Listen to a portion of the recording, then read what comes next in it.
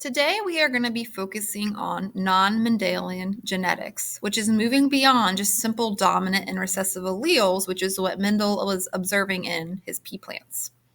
So Mendel, we know he famously studied his pea plants. He was just working with completely dominant and recessive traits. It was all very simple.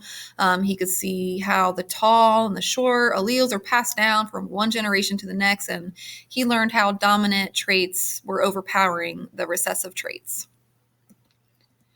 So he could see that short plants were always little t, heterozygous plants would be tall, homozygous dominant plants, they're also going to be tall.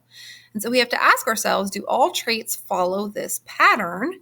And the answer is no, they don't. So not all traits are simple Mendelian traits that are just dominant and recessive. So the first example of a non-Mendelian inheritance pattern would be incomplete dominance. And this is when the heterozygous genotype displays an intermediate phenotype. So if we look at this example here with flowers, we can see that there's two different alleles here. We have an R that is coding for a red color and a W that's coding for a white color.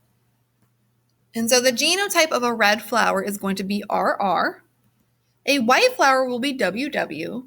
And then this last option here, the pink one, is going to be RW. So that red allele and that white allele will actually blend together to form that intermediate or that middle phenotype.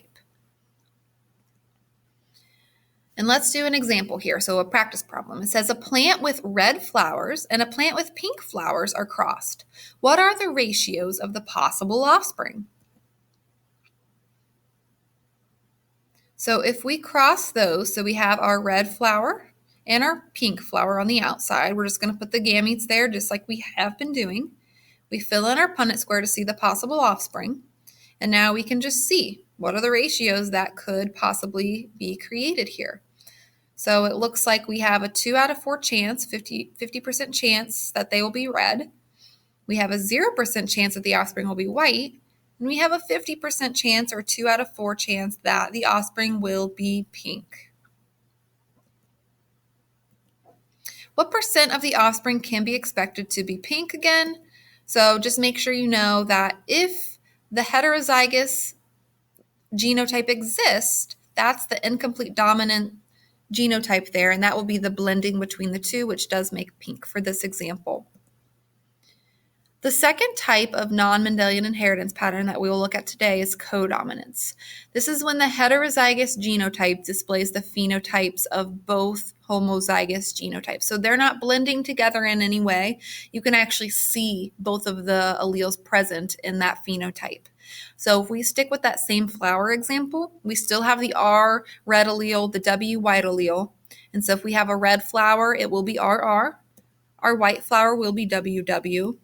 And that heterozygous genotype, RW, has one of each allele there, and they don't blend together to make pink here. They actually will both show themselves together. So that prefix co, it actually means together. So that's why you can see them both present together.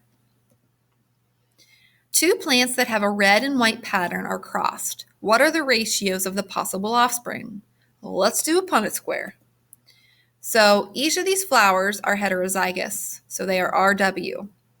We'll fill in our Punnett square, and now we can figure out how many of each genotype are possible for the offspring. So it looks like we have 1 out of 4 that could be red. Okay, for the WW white, 1 out of 4, and then 2 out of 4 for the RW, that heterozygous genotype. So what percent of the offspring can be expected to be all white? It looks like we have that 25% chance there.